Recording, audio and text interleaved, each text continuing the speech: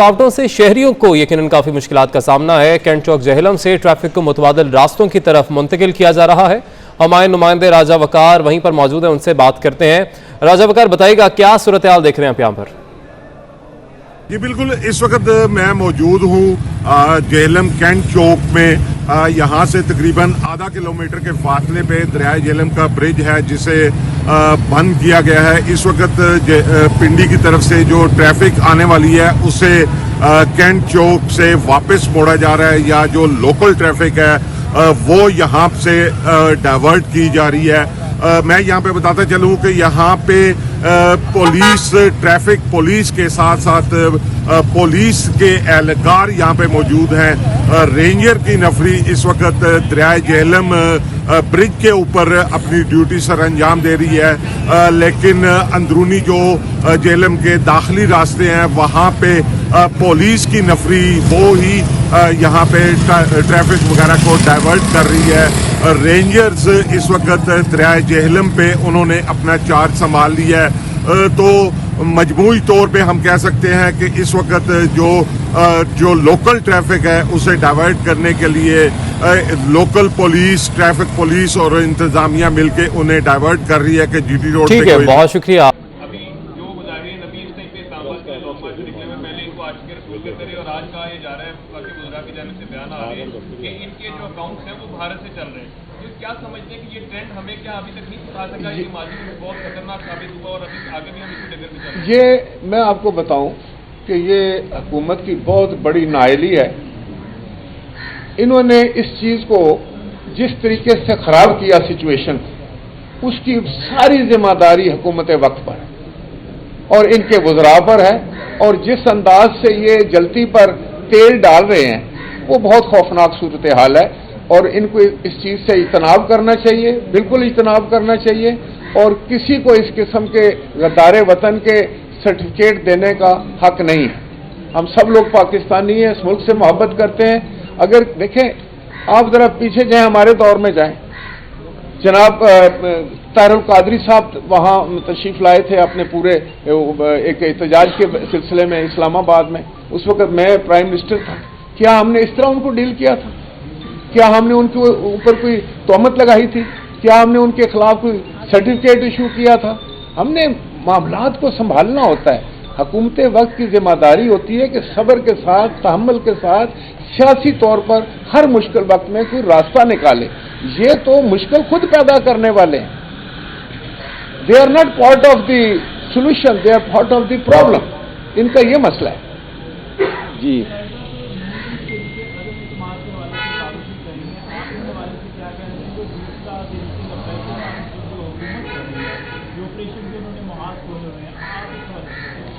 دیکھیں، میں آپ کو بتاؤں کہ میں تو حکومت کی مذمت کرتا ہوں جس طریقے سے یہ ڈیل کر رہے ہیں سچویشن۔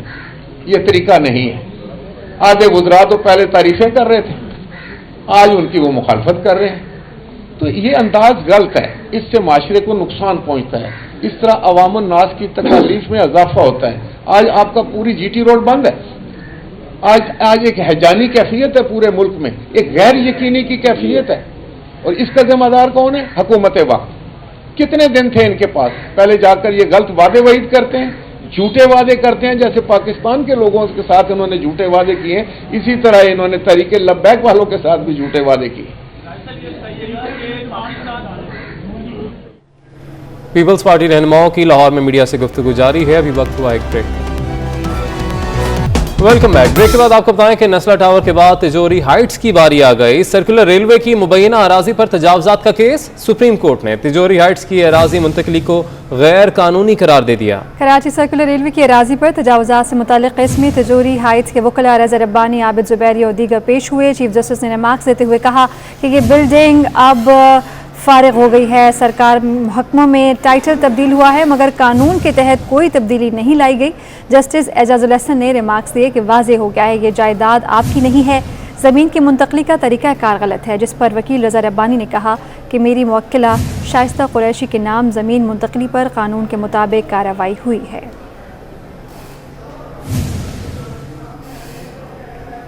नस्ला टावर के बाद तिजोरी टावर की बारी आ गई है। सुप्रीम कोर्ट ने तिजोरी टावर को गैर कानूनी करार देकर मिसमार करने का हुक्म जारी किया है। इसी हवाले से मजीद तफसीलात जानेंगे हमारे नुमाइंदे हसन अब्बास हमारे साथ मौजूद हैं। हसन, बताइएगा इस हवाले से। देखिए, नस्ला टावर के बाद तिजोरी टावर को भी सुप्रीम कोर्ट ने गैर कानूनी करार दे दिया है और गिराने का हुक्म भी दिया है। सुप्रीम कोर्ट ने अपने रिमार्क्स में कहा कि इसकी जो ज़मीन की मुंतकली है वो गलत तरीके से हुई है और यकीनन उसको सही तरीका इख्तियार नहीं किया गया। उसके अलावा सुप्रीम कोर्ट ने अपने रिमार्क्स में ये भी कहा कि वकील फौरी तौर पे इस चीज़ का जवाब दे, या तो इस बिल्डिंग को खुद गिराएंगे या अदालत इसको गिराने का हुक्म दे। अब देखना ये है कि ये बिल्डिंग गिराई जाती है खुद से बिल्डर की जानिब से या नहीं, वरना अदालत जो है वो यकीनन SBC को या दीगर जो इंतज़ामिया के लोग हैं उनको ऑर्डर करेगी। ये पाकिस्तान रेलवे की ज़मीन है। पाकिस्तान रेलवे का जो है वो ऐसा मौक़िफ़ था और उन्होंने ही पटिशन दायर की थी अदालत के अंदर कि ये ज़मीन रेलवे को वापस की जाए, क्योंकि यहाँ पर KCR का स्टेशन जो था वो माजी के अंदर मौजूद था। अब देखना ये है कि कितनी जल्दी जो है वो इस पर अमल दरामद होता है और ज़िला इंतज़ामिया इस पर क्या एक्शन लेती है। ठीक है हसन अब्बास, आपने अपडेट किया, बहुत शुक्रिया आपका। नस्ला टावर गिराने का मामला मकीन फ्लैट्स खाली कर रहे हैं, जबकि रिहायशियों का कहना है कि किसी ने भी अदायगी के लिए राब्ता नहीं किया और ना ही इंतज़ामिया ने इसे अपनी तहवील में लिया है। वजूहात जानने के लिए बात करेंगे अपने नुमाइंदे रिजवान अहमद से। रिजवान, बताइएगा, फ्लैट्स खाली करना शुरू हो गए हैं क्या मकीन वहाँ के?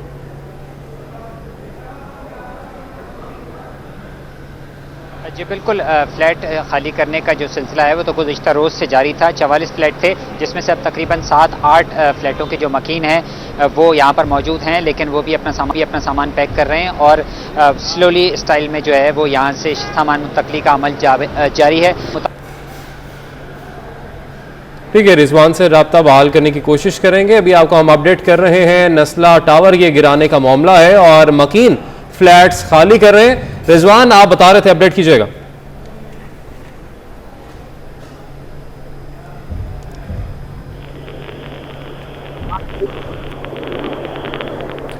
नस्ला टावर गिराने का ये मामला, मकीन फ्लैट्स खाली कर रहे हैं। रिहायशियों का ये कहना है कि किसी ने भी अदायगी के लिए राबता नहीं किया और ना ही इंतज़ामिया ने इसे अपनी तहवील में लिया है।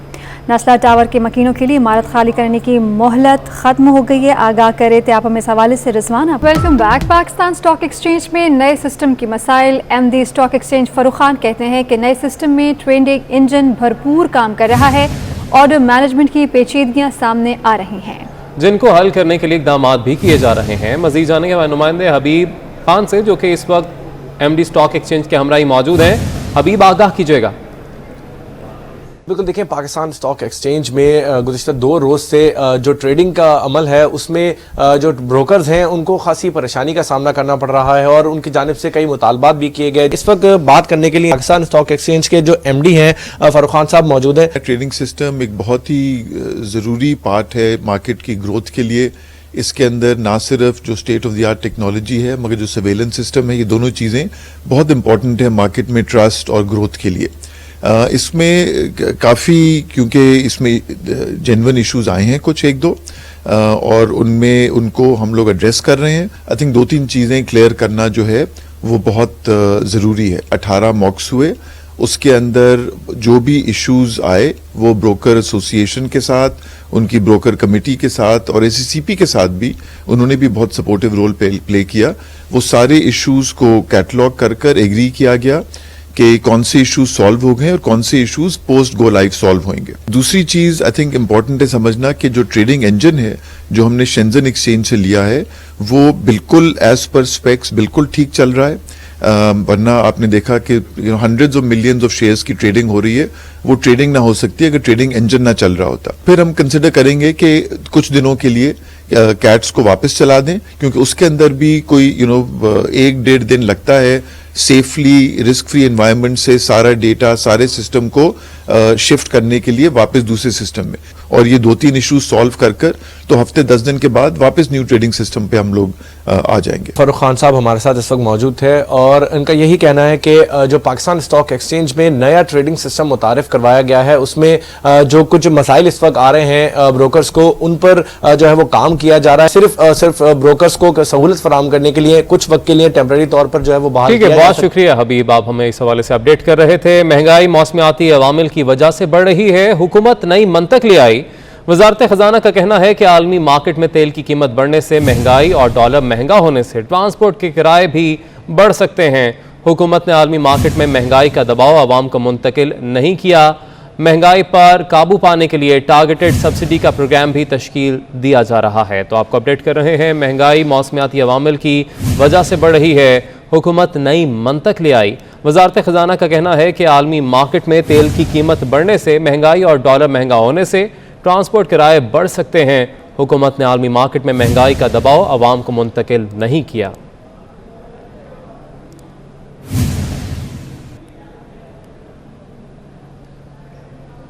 چینی کی قیمت عروج پر پہنچ گئی. ریٹیل میں چینی 5 روپے فی کلو مہنگی ہونے کے بعد 125 روپے فی کلو ہو گئی ہے. مزید جانیں گے ہمارے نمائندے بسیم افتخار ہمارے ساتھ موجود ہیں. بسیم، بتائیے گا اس حوالے سے. جی بالکل، میں آپ کو بتانا چاہوں گا کہ جیسے ہم نے گزشتہ روز دیکھا تھا کہ ہول سیل میں چینی کل جو ہے وہ ایک دن میں 6 روپے تک مہنگی ہو کے 116 روپے پہ پہنچی اور اس کے بعد ریٹیل میں جو ہے وہ 120 روپے فروخت ہوئی تھی اور یہ امکان ظاہر کیا جا رہا تھا کہ چینی جو ہے وہ 125 روپے تک پہنچ جائے گی. تو اب یہ امکان حقیقت کا روپ جو ہے وہ دھار چکا ہے، کیونکہ شہر کے مختلف علاقوں میں چینی ریٹیل کی سطح پر 5 روپے اضافے سے جو ہے وہ 125 روپے فی کلو میں فروخت ہونی شروع ہو گئی ہے، جس کے نتیجے میں شہریوں کو شدید پریشانی کا سامنا کرنا پڑ رہا ہے. اور دوسری جانب چینی کی قیمتوں میں مسلسل اضافے سے جو تاجر ہیں اور بالخصوص جو دکاندار ہیں وہ پریشان ہیں، کیونکہ چینی مہنگی ہونے کے نتیجے میں جو سیل ہے وہ بھی کم ہو رہی ہے. جو پہلے چینی 1 کلو لوگ خریدتے تھے، جو غریب طبقہ تھا، وہ اب جو ہے وہ 3 پاؤ یا پھر آدھا کلو چینی اب خریدنے پہ مجبور ہو گیا. اسی طریقے سے جو تاجروں کا یہ کہنا ہے کہ حکومت چینی کی قیمتوں میں استحکام لانے کے لیے جو ہے وہ کردار ادا کرے. دوسری جانب جو ذرائع ہیں ان کا یہ کہنا ہے کہ پنجاب میں جو ایکشن چل رہا ہے شوگر ملز مالکان کے خلاف، اس حوالے سے جو ہے وہ چینی کی سپلائی متاثر ہوئی ہے. تو اس حوالے سے جو ہے وہ چینی کی قیمتوں میں جو ہے وہ مسلسل اضافے کا سبب ہے. عوامی مشکلات دن بدن بڑھتی چلی جا رہی ہیں. بسیم افتخار ہمیں اپڈیٹ کر رہے تھے. بسیم، شکریہ آپ کا. اور ہوش ربا مہنگائی کے خلاف ملک بھر میں عوام کے ساتھ ساتھ اپوزیشن جماعتیں بھی سراپا احتجاج ہیں. سکھر، روہڑی اور نواب شاہ میں احتجاجی ریلیاں اور مظاہرے کیے جا رہے ہیں. حکومت کے غلط اقدامات کی وجہ سے ملک میں مہنگائی عروج پر پہنچ گئی ہے. پاکستان پیپلز پارٹی نے بھی مہنگائی اور بے روزگاری کے خلاف کل کراچی کے مختلف علاقوں میں احتجاج کا اعلان کر دیا ہے. مہنگائی نے عوام کی زندگی اچیرن کر دی ہے. شیخ اور نوش اور 2 وقت کی روٹی کے لالے پڑنے پر مہنگائی کے ستائے لوگ سڑکوں پر نکل آئے. اپوزیشن جماعتیں بھی حکومت کے خلاف پرزور احتجاج کرتی نظر آ رہی ہیں.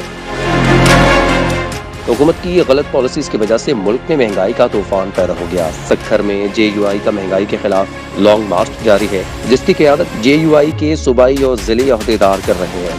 روہڑی سے شروع ہونے والے اس لانگ مارچ میں سینکڑوں کی تعداد میں کارکنان موٹر سائیکلز اور گاڑیوں پر سوار ہیں. لانگ مارچ گھنٹہ گھر پہنچ کر جلسے میں تبدیل ہوگا. نواب شاہ میں PDM نے سیکنڈ روڈ سے پریس کلب تک ریلی نکالی. مظاہرین کہتے ہیں آٹا، چینی، گھی، دالیں سب کچھ غریب عوام کی پہنچ سے دور ہوتا جا رہا ہے. حکومت مہنگائی میں کمی کرے. کہ چیئرمین بلاول بھٹو زرداری کی ہدایت پر کراچی کے 6 اضلاع کے مختلف مقامات پر کل نماز جمعہ کے بعد احتجاج کیا جائے گا. بلیٹن جاری ہے، شامل کریں گے ایک بریک. آپ ہمارے ساتھ ہی رہیے. سالانہ انتخابات میں پولنگ جاری ہے. آسما جہانگیر اور حامد خان گروپ آمنے سامنے ہیں. اسلام آباد ہائی کورٹ بار اور راولپنڈی بار میں پولنگ سٹیشنز قائم کیے گئے ہیں. آپ کو اپڈیٹ کر رہے ہیں. مزید بھی جانیں گے. ہمارے نمائندے احتشام کیانی ہمارے ساتھ موجود ہیں. احتشام، بتائے گا اس حوالے سے. جی بالکل، اسلام آباد ہائی کورٹ کی عمارت میں اس وقت الیکشن کا عمل زور و شور سے جاری ہے اور وکلاء یہاں پر موجود ہیں. سپریم کورٹ کے جو وکلاء ہیں، جو تعداد ہے 400 کی تعداد ہے جنہوں نے اسلام آباد میں ووٹ کاسٹ کرنا ہے، جس میں سے تقریباً 245 سے زائد ووٹ کاسٹ ہو چکے ہیں. وکلاء دن سے وقتاً فوقتاً اپنا ووٹ کاسٹ کرنے کے لیے آتے رہے. سینئر وکیل اعتزاز احسن بھی یہاں پر آئے. سید نیر बुखारी भी यहाँ पर आए और मौजूद रहे काफ़ी वक्त तक, पोलिंग का अमल जो था उसको भी देखते रहे। यहाँ पे दो ग्रुपों के दरमियान जो मुकाबला है उसमें आसमा जहांगीर ग्रुप से जो एहसन बून हैं वो सदारती उम्मीदवार हैं, इसके साथ ही जो सरदार लतीफ़ खोसा हैं वो हामिद खान ग्रुप को रिप्रेजेंट करते हैं। तो दोनों उम्मीदवारान के दरमियान कांटे का मुकाबला मुतवक्के है। उसके लिए इस्लामाबाद के जो वोटर्स हैं उनमें से आध से ज़ायद जो तादाद है वो अपना वोट कास्ट कर चुकी है। अब चूँकि कांटे का मुकाबला जो है वो उसकी तवक्को की जा रही है। बहुत शुक्रिया एहतशाम कियानी, आपने अपडेट किया। अब आपको बताएं कि पंजाब पुलिस के अफसरान लग्जरी गाड़ियों पर सवार जबकि पुलिस एहलकार लोडर रिक्शा पर सफर करने पर मजबूर हो गए। लाहौर केनाल रोड पर पुलिस एहलकार किराए के लोडर रिक्शे पर अपनी ड्यूटियों पर जा रहे हैं। पंजाब पुलिस मुलाजमीन लोडर रिक्शे पर सफ़र करने के लिए मजबूर हो गए हैं और अफसरान की लग्जरी गाड़ियां और एहलकार लोडर पर सवार हैं। आपको बता रहे हैं कि पंजाब पुलिस मुलाजमीन लोडर रिक्शे पर सफ़र करने के लिए मजबूर हैं और लाहौर केनाल रोड पर पुलिस एहलकार किराए के लोडर्स पर अपनी ड्यूटीज़ के लिए जा रहे हैं, जिसके मनासिर भी आप देख रहे हैं। और इसी के साथ बुलेटिन में शामिल अहम खबरें आप जान चुके हैं। एक ब्रेक के बाद हेडलाइंस।